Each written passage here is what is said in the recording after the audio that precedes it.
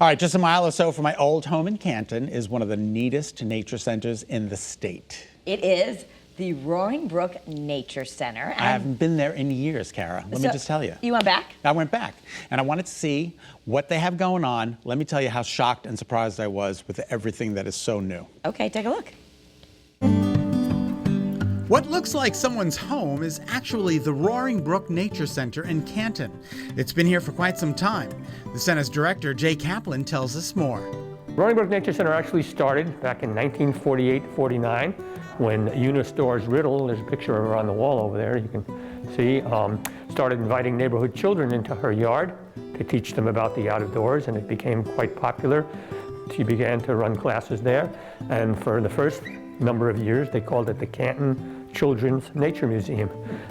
And then in 1964 they incorporated as Roaring Brook Nature Center. They started a fund drive, and this building was built in 1966 as a nature center. And then in 1973 the Nature Center merged with the Children's Museum, and that association continues to this day. While things have changed because of COVID, how's everyone doing? All right, so can everybody hear my voice? You can give me a thumbs up.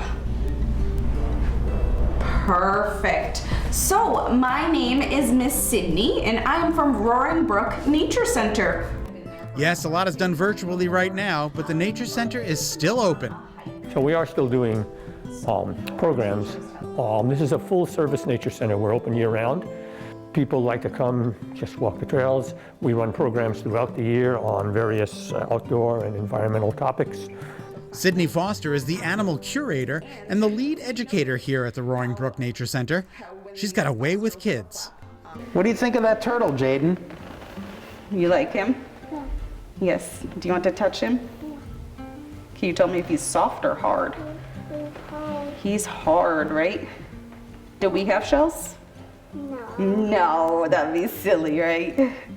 She's also got a way with snakes.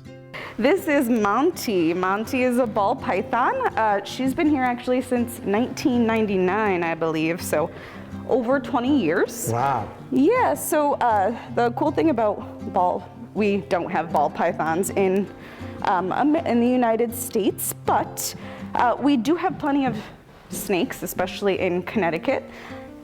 They're never going to get this thick. In Africa, they are going to live underground in burrows, but they will come out usually early in the morning and late at night. How did this get here then, if it's not native to Connecticut or the United States? Yeah, there's a pet trade. Basically, someone got this snake when she was a baby, and a lot of people get snakes because they're very cool to look at, but they live a long time.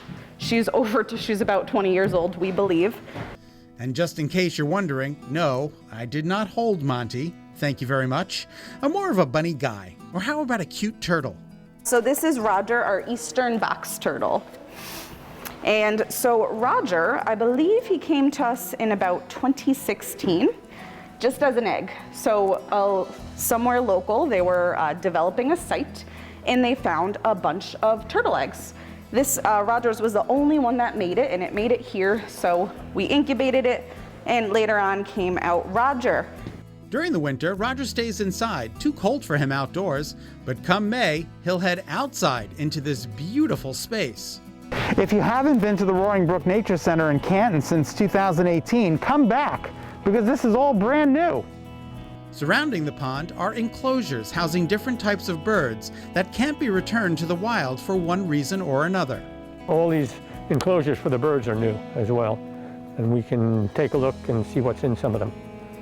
Connor comes from Georgia, and somebody brought Connor in their house and raised him inside like a pet. And so he imprinted on people.